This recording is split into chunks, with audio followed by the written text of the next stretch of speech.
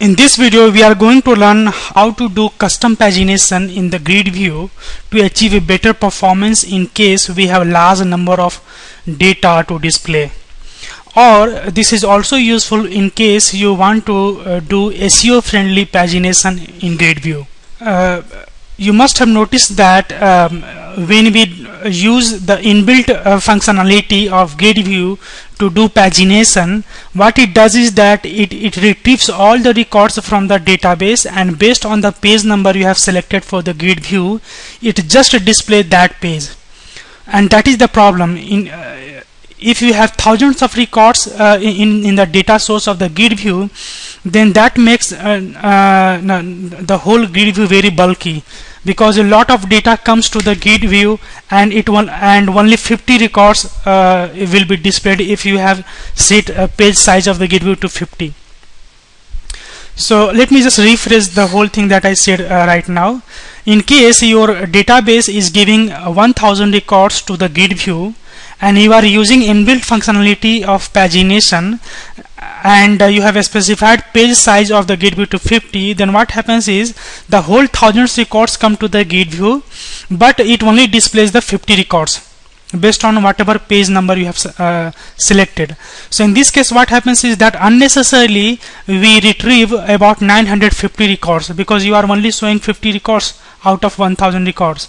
So this actually consumes the bandwidth in order to retrieval the data from this database to the application, and on top of that it also makes your application slow, because you will have to work with the view state and all other stuffs.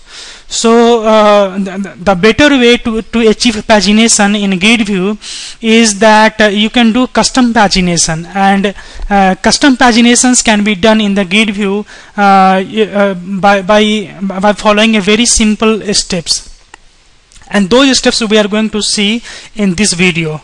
So for that, let us create a GridView first. So here is the GridView code. Let me copy and paste it to my ASPX page. So here is my code. You can see I am copying it here and then pasting in my ASPX page here. Let me format the selection so that it will look nice, and let me explain this code. Here we have kept a simple GridView auto generate columns equal to false, because I am explicitly going to write the GridView columns, and allow paging equal to false, so that inbuilt paging feature of the GridView will not take effect. So here is my simple GridView. There is no other methods, there is no other event, very simple. And then what we have done is that we have written one literal control, and I will tell you what is the benefit of this literal control. One very important point to notice here is that there will not be any view state for this GridView as well as this literal control, because I am going to keep enable view state equal to false. See here, for the GridView also I have kept enable view state equal to false, and for the literal control also we have kept enable view state equal to false. And then let me copy paste the code behind. So here is my server side code. Let me copy. I'm going to explain each and every line of code, so even if you are not understanding at the time of copying and pasting, do not worry about that. Yep. And let me see if any paging is creating any problem. Okay, so this is fine. Looks like this is also fine, and this is also fine. Now let me just align this so that it will look nice. Okay, fine. Now do not worry about this piece of code. Just understand that when the page will be loaded for the first time, naturally each post will be false, each post back will be false, and I'm calling the bind grid method. So let us go to the bind grid method. Here is the bind grid method, and in this method what we are doing is that we are instantiating the SQL connection, we are instantiating the SQL command, and we are passing load personal details stored procedure here. You will notice that this is the stored procedure, because I have specified here cmd.command type is equal to command type.stored procedure. Now let me show you what is the code of stored procedure. So here is my load personal details stored procedure, as you can see here. Let me show you the code. And this stored procedure basically accepts 3 parameters.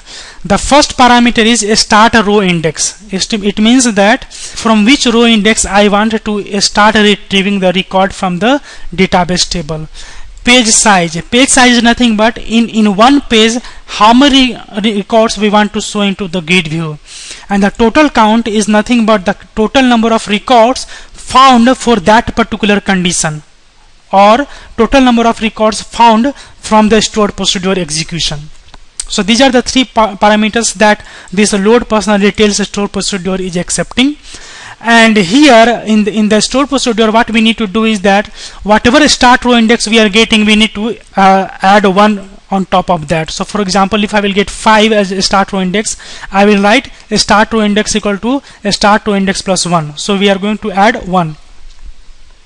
And then this is the specific type of SQL statement that is used to do custom paginations in SQL Server. The custom pagination stored procedure or the SQL statement varies based on the database you are using. For example, if you are using MySQL, then your SQL statement will be different. If you are using Oracle, then your SQL statement might be different. But here, because I am using SQL Server, so my SQL statement will look like this. So in this, what we are doing is that select all from, and here is the subquery.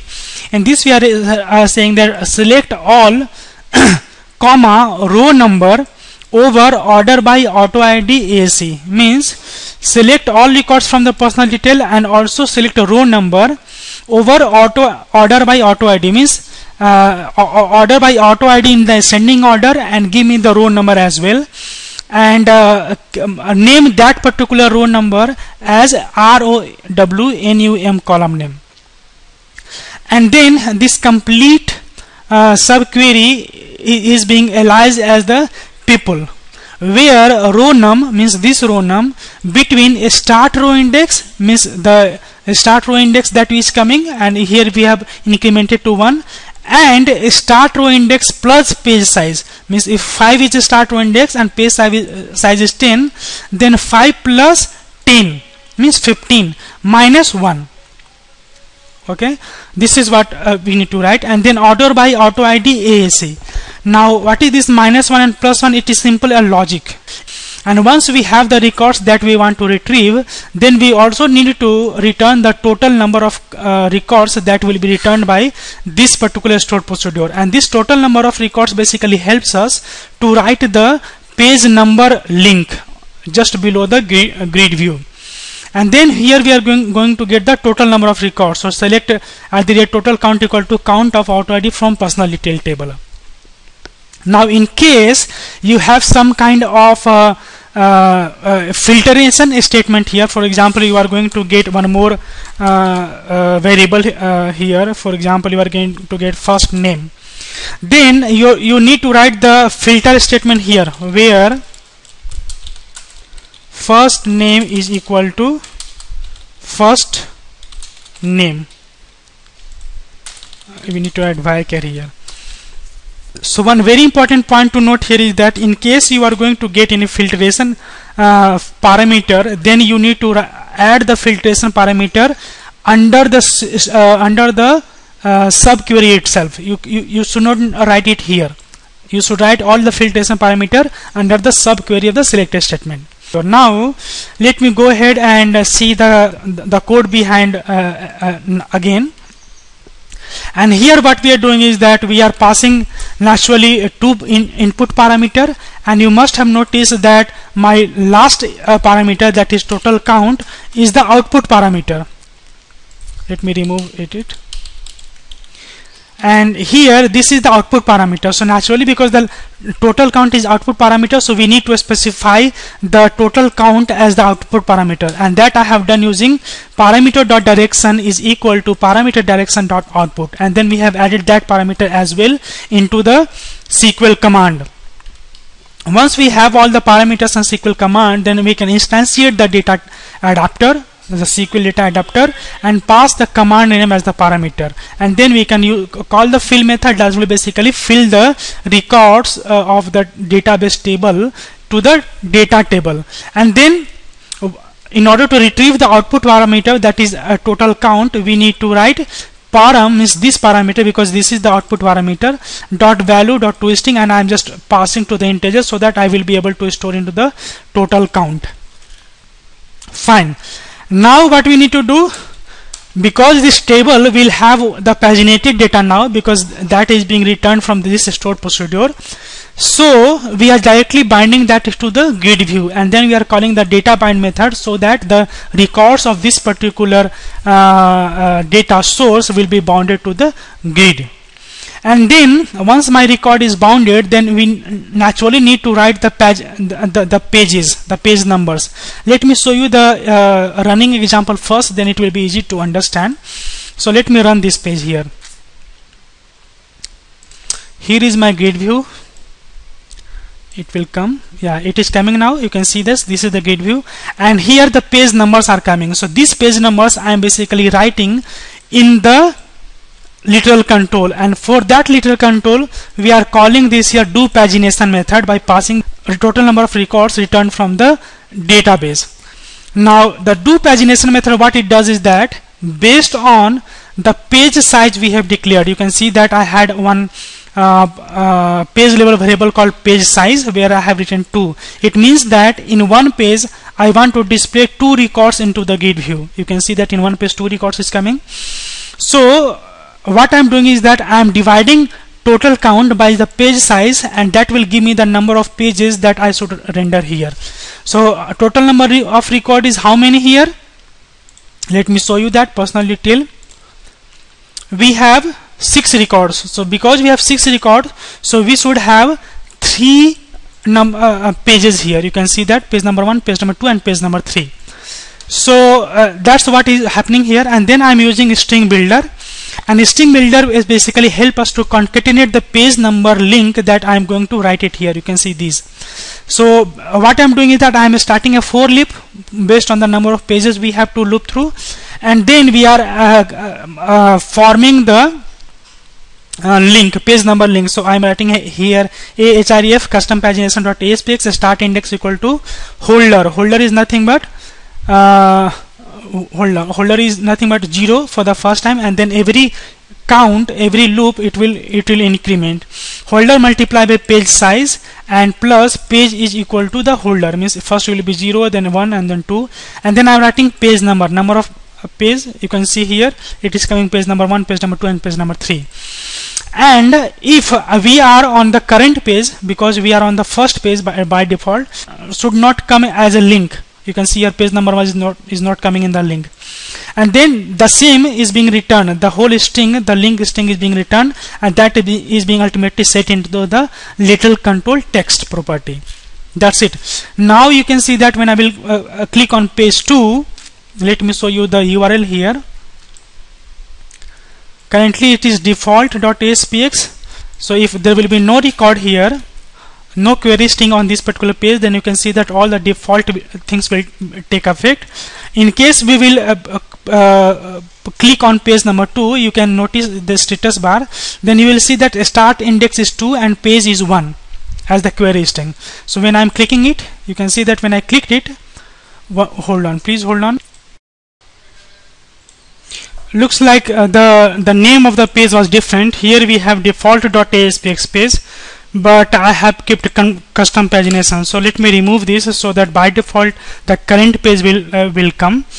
So now when I will refresh, you can see that when I will click on page number 2, you will see that the page will be redirected on the same page with a start index equal to 2 and page is equal to 1. When we are coming with the query string on the same page, then what happens is that it will go to the if it not each post back, because this is not post back, this is simply redirect on the same page. So it will come here and it will check for the start index query string, and if a start index query string is not null or white space, then it comes here and it casts into the integer and store the value of the start index query string to underscore start index variable. And then because we are coming with the page also, so I am retrieving the page query string as well and keeping into the underscore this page variable. So these two variables are being set if we are coming with some query string on this page. Now here I have just checked for the start index query string. Ideally you should check for both query strings because both are important in order to do the custom pagination. And once we have the new value, then again it will call the bind grid method, and the bind grid method, the new value that is coming through the query string for underscore start index and underscore this page will take effect and it will be passed as the input parameter, and the second page will display. You can see that second page displaying, and accordingly the third page and all those pages will be displayed. Now one very important point to note here is that there is no view state here. You can see that I have disabled the view state for the GridView as well as into the literal control. If you go to the source code of this particular page, you will see that there is no view state at all. This view state is the default view state that comes for every page, so we are not going to count this view state. But as far as the view state of GridView is concerned, you can see that there is no view state for the GridView. So the benefit of custom pagination is, first, it makes your application work faster because it doesn't deal with GridView view state, and on top of that you are going to retrieve only that amount of data from the database that is required. You are not going to record the complete data from the database. In this case, if I am clicking on page 2, only these 2 records are coming from the database. 6 records are not coming from the database. So this is the one benefit. The other benefit is that you are going to get the SEO friendly URL, because you can see that all the query strings are here. So all those query strings are treated as a different pages, and user can, or end user can simply copy and give that particular URL to their friend or someone, and they can just paste the URL into the browser address bar and they will be directly going to the same page. If you do the pagination with the inbuilt mechanism of the GridView, you will not be able to achieve this page because that happens with the postback. But in this case, it is not happening with the postback. So this is the benefit of the custom pagination in GridView. And in all real-time applications, it is suggested, I would recommend you to use the custom pagination instead of working with the inbuilt mechanism or inbuilt functionality available in the GridView.